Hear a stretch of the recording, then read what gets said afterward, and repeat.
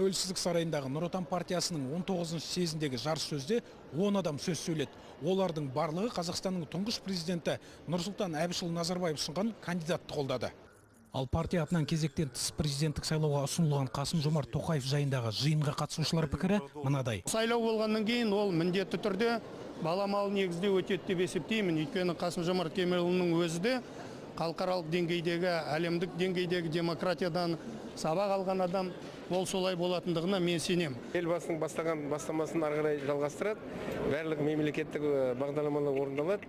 Ең негізгісі елімізде тыныштық, тұрақтылық болады. Салмақты айтқан сөзі сондай, ойланып айтатын сондай. Бізге сондай президент керек, елбасының шәкірті саммиті. Нұрсұлтан Назарбаев отставкаға кететін жайында наурыздың 19 күні айтқан еді.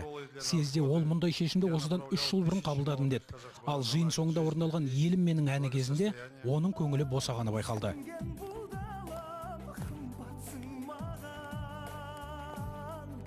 Өркен Жайымерген, Тимур Айтмұхамедов, Азат Ньюс.